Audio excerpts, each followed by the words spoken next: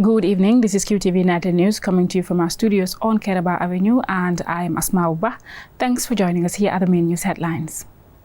At a press conference on Monday, organized by the Ministry of Information ahead of Gambia's hosting of the OIC Summit, government ministers and the Chief Executive Officer of the OIC Gambia Secretariat updated the media on OIC projects and Gambia's readiness to host the summit.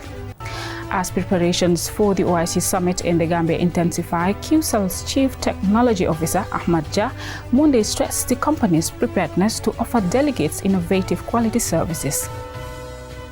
The Nigerian contingent of the ECOWAS mission in the Gambia on Saturday held a medical outreach, counseling sessions and presentation of food items to Mile 2 Central Prison. The SOS Children's Villages on Friday commenced their maiden Youth Can Network Camp, bringing together 80 young people from various children's villages in the Gambia. The National Center for Arts and Culture held a day-long capacity building forum for 50 festival organizers on event planning and management. Those and other stories coming up. Do stay tuned.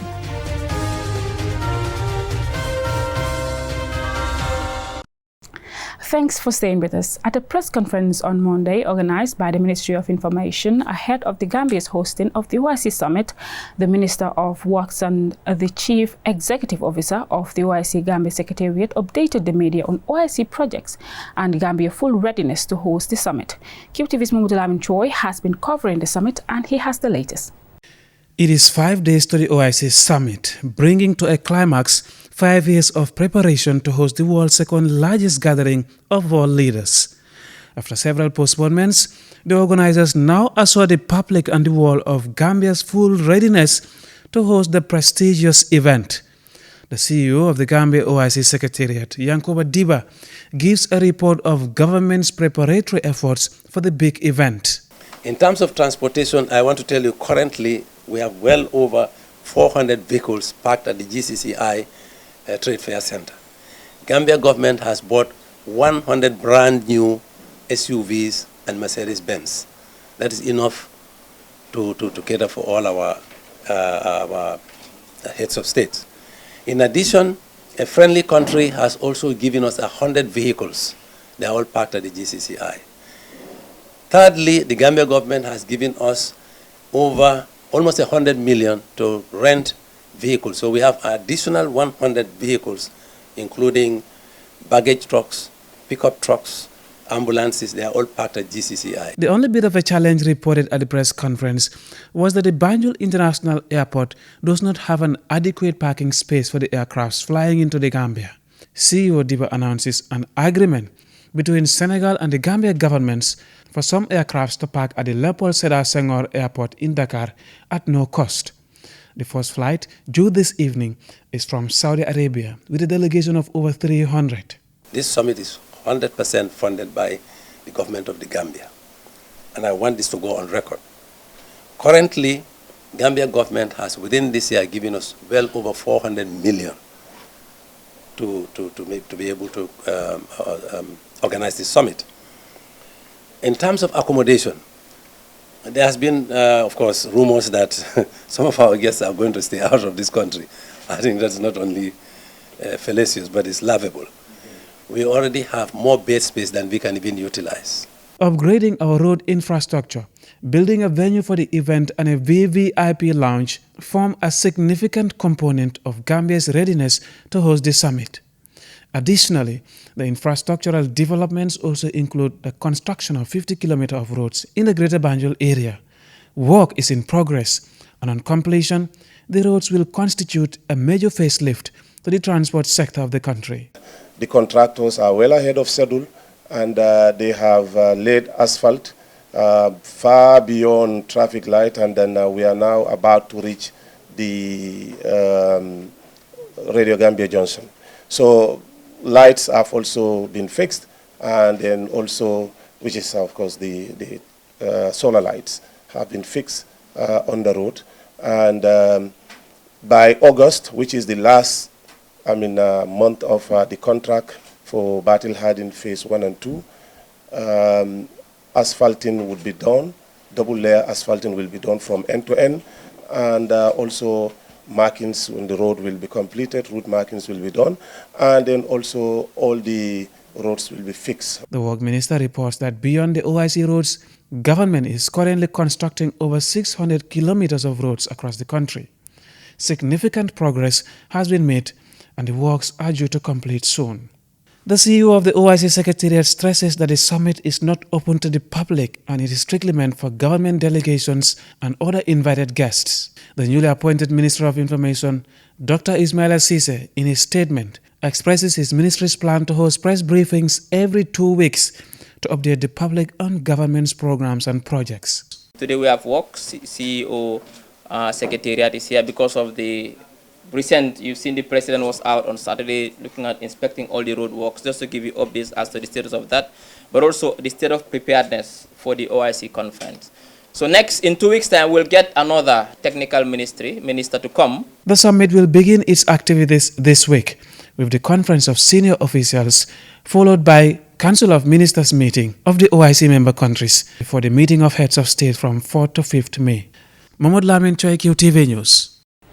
As preparations for the OIC summit in the Gambia intensify, QCell's Chief Technology Officer Ahmad Jah Monday stressed the company's preparedness to offer delegates innovative quality services.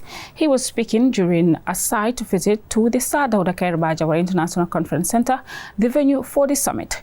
And Sumane Sunyasi has more. Hosting the second largest convergence of global leaders poses an immense challenge for the country, requiring a concerted national effort by all stakeholders to make it a success.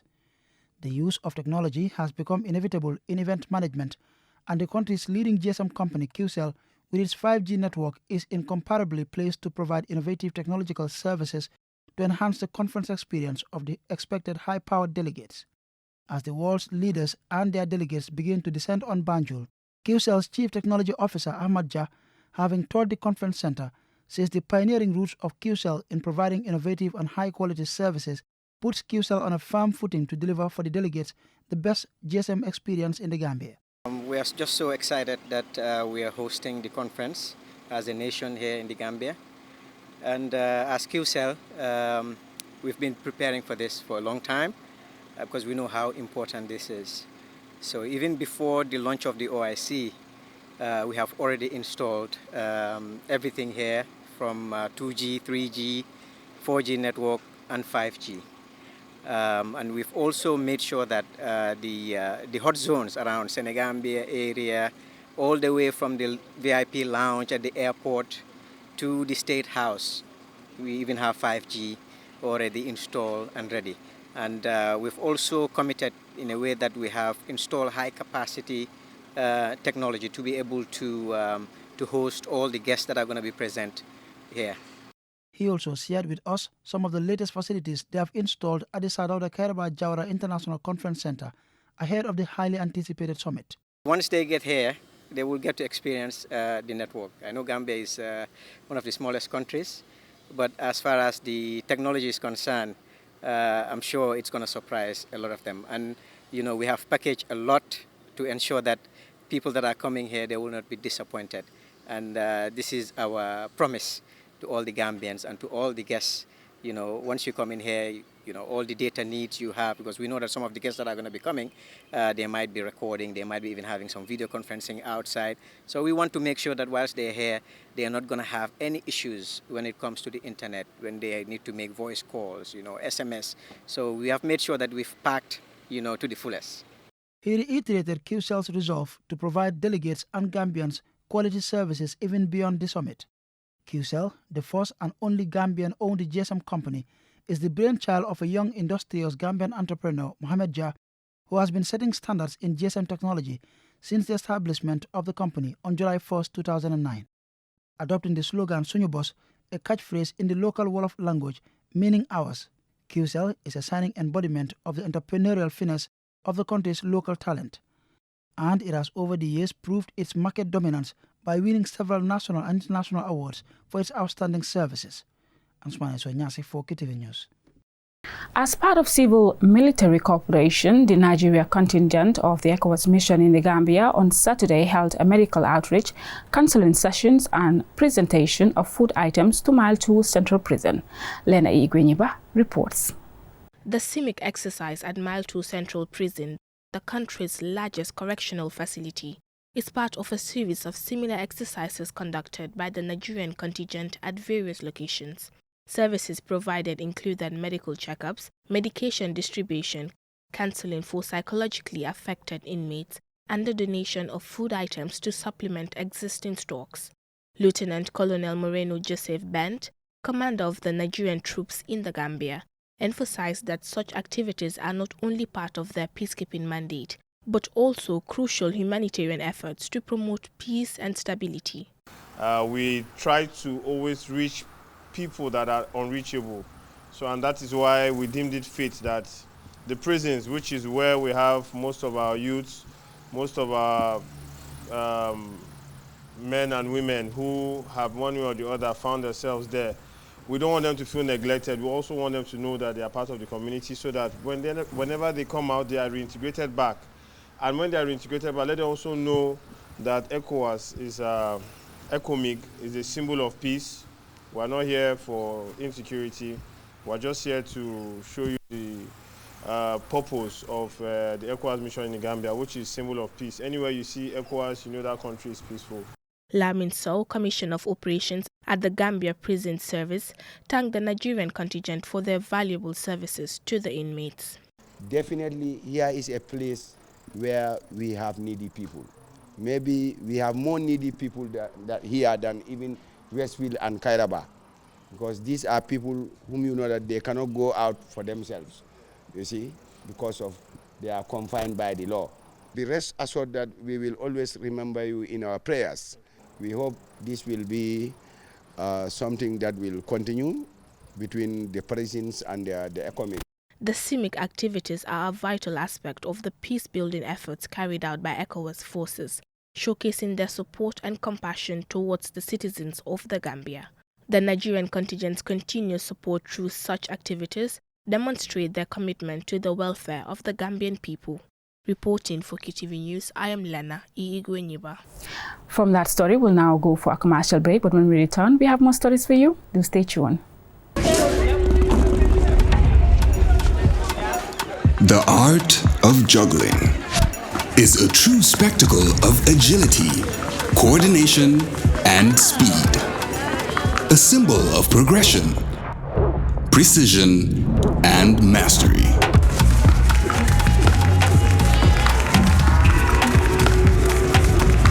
"5G speed is like having the juggler in your pocket. This looks amazing. With lightning-fast download and upload speeds, you'll easily be able to juggle even the busiest workdays. Whether you're a busy entrepreneur, a creative, or just someone who wants to stay connected. Juggle your tasks with ease with QCell 5G speed. The future is here. It's fast, reliable, and efficient. First brought to you by QCell. We innovate, others follow.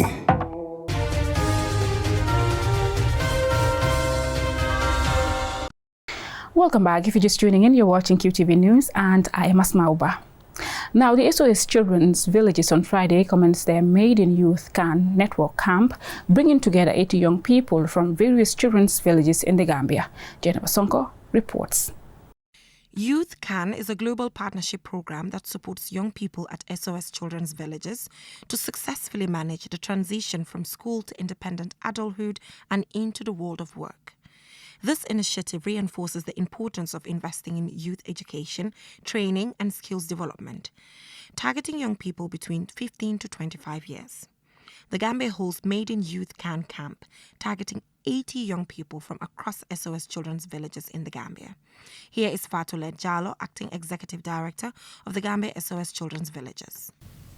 The youth camp is designed to support young people in fostering collaboration, cooperation, personal and professional development.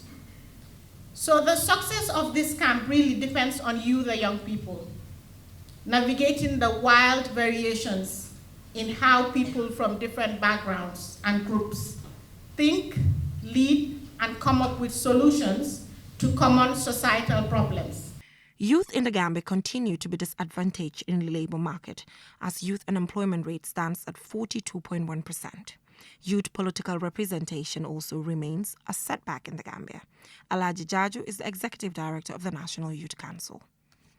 I want to assure you that government, the council, despite our meager resources, we will continue to ensure and realize that yes, there are challenges, yes, there are huge gaps. But we will need to continue ensuring we address these challenges and these gaps that our young people have to ensure we are able to really reap that demographic dividend. And the focus by government on skills training, on entrepreneurship, it's definitely going to continue, because this is going to be the driving force of getting so many other young people or getting so many people outside of poverty. That is, skills and entrepreneurship will only be the way out, and not actually government continuing to employ people either as police or as soldiers. It's not going to solve our problem. But we have an opportunity, creating these opportunities, plugging young people into skills, plugging young people into entrepreneurship. This is going to help address the challenges that we have. As part of the Youth Can Camp, the SOS Youth Network held its Congress. The outgoing president of the network, Kalilu Ture, delivered his farewell statement. As we gather here for the 4-day National Youth Congress, under the theme, encouraging innovative thinking and creating solutions to address societal issues affecting young people, I am filled with hope and excitement for the future of young people. SOS Children's Villages The Gambia is a non-governmental social development organization with over 41 years of existence in the Gambia. The organization is focused on supporting children and young people without adequate parental care, those at risk of losing care, as well as empowering families and communities to ensure that no child grows up alone. Reporting for QTV News, I am Jenna Basongo. The National Center for Arts and Culture, with support from the Gambia Tourism Board, held a day-long capacity building forum for 50 festival organizers on event planning and management. Mamse Ngom tells us more. The participants in this event are drawn mainly for the urban parts of the country. The aim of the convergence is to assist festival organizers to master the basics of event management, fundraising, branding, and programming of festivals. Kodu El Jabang Senghor, Permanent Secretary at the Ministry of Tourism and Culture, highlights some of the challenges festival organizers face and hopes this forum will help address some of them. It has become clear that some of the festivals fall on the same dates and show the same culture and traditions. This clash of calendars and ubiquity can easily be a drawback, because when events clash, the audiences are split, which does not favor good attendance. Therefore, I hope this workshop will help us to look critically at how organizers can better coordinate their events. Hasum Sise, Director General of the National Center for Arts and Culture, outlined the importance of cultural festivals. This is really the first time that there has been a coordinated, or if you like, a deliberate effort on our side, that's the NCAC, the Ministry, the Gambia Tourism Board, to sort of introduce festival and event organizers to the fundamentals of what they are doing. In terms of trying to introduce to them issues on like fundraising, for example, event planning, how to make their events visible, how to brand them so that they stand out. Musa Dem is the packaging manager and public relations officer at the Gambia Tourism Board. For us to organize it better and make sure that it has international standings, we'll have to find a way to make sure that we can fund it on our own. So we do it together. How do we raise funds? How do we do the programming better? How do we build the infrastructure at the festival grounds? And then how do we promote it after that? Cultural festivals showcase the traditions, customs, and cultural practices of a particular region or ethnic group. The events feature performances, exhibits, activities, and food reflecting the distinctive cultural heritage and values of a region or ethnic group. Most festivals are usually held at the same time every year and may also have religious, historical, or social significance. Reporting for QTV News, I am Mam Sheikh Ngom. Women suffer from gender bias to unequal access to capital, making it difficult for women-owned businesses to succeed. Now, to empower women, Njai Charah World Market Basic Business and Entrepreneurship Skills Training held an induction ceremony for the 4th cohort of women trainees. Jennifer Sonko again. These women from across the country will go through a 3-month intensive training on entrepreneurship practice and skills, marketing strategies, ethics, business plan and proposal writing, amongst others. Many women entrepreneurs, particularly those running small or medium-sized enterprises, often lack mentors and role models within their field. This 3-month intensive business and entrepreneurship skills training by Njai Charah World Market will bring about networking opportunities and connect them with other successful women entrepreneurs. This is the 4th batch of women trainees at the Academy. After their graduation, the previous batches were supported to start their own businesses through the provision of capital or merchandise. Here is Motsar, CEO of Njai Charah World Market. Olu gog non ak yoon bi ma jaar ak olu boobu mu olu yoon boobu noonu ku ne mën na ci amee ci loolu laa dooleel ba ubbi school bi di dimbale jigéen ñi ñoom itam ñiy liggéey di jaay di amal seen bopp dara ñu dem ba ci first batch second batch third batch Fooñi Farafeñe Basse ñoom ñoo boo boolee man bagage bu ma leen di jox ñiy jaay di ci am tuuti buñ ko boolee. I opened the training school because I believe these women can work and be successful. We successfully graduated the 1st, 2nd, and 3rd batch, also targeting Fooñi, Farafeñe, and Basse. I normally give them merchandise to see and they eventually gather profit. All the batches combined made a profit of over $2 million. I am calling on the government of the Gambia to provide these women a market where they can sell their products. Fatoumata Jallow was among the 2nd batch to go through the Njai Charah World Market Basic Business and Entrepreneurship Skills Training.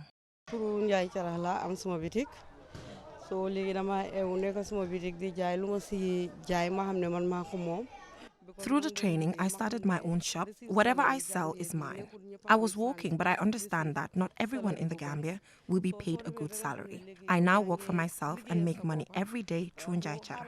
Sohna Saho is part of the 4th batch of trainees. She already owns a business but wants to be more structured in her business approach. Wa training bi Njai Charah di def dama ko yaga topa di ko deglu di ci jangalu bari ma gis ne training bu am solo la. I have been following this training for a very long time and learning from it from a distance. I learned that it is meant to support women, and supporting women means you are supporting a whole country. I am a married woman with children. Being in business does not mean that I have the required skills to have a successful business. So, I joined the cohort to improve my business generally. Juggling multiple responsibilities can be difficult for any entrepreneur, but especially women who are often also responsible for childcare and household duties. Through this training, women will be able to build their multitasking skills for successful businesses. Reporting for QTV News, I am Jennifer Sonko. Well, that's all we have for you in this news bulletin, but before we go, a recap of women news headlines. At the press conference on Monday, organized by the Ministry of Information ahead of the Gambia's hosting of the OIC Summit, government ministers and the Chief Executive Officer of the OIC Gambia Secretariat updated the media on OIC projects and Gambia's readiness to host the summit. As preparations for the OIC Summit in the Gambia intensify, QCell's Chief Technology Officer Ahmad Jah Monday stressed the company's preparedness to offer delegates innovative quality services. The Nigerian contingent of the ECOWAS mission in the Gambia on Saturday held a medical outreach, counseling sessions and presentation of food items to Mile 2 Central Prison. The SOS Children's Villages on Friday commenced their Maiden Youth Can Network Camp, bringing together 80 young people from various children's villages in the Gambia. The National Center for Arts and Culture held a day-long capacity building forum for 50 festival organizers on event planning and management. That's all we have for you in this news bulletin. Join us tomorrow for more news. Thanks for watching.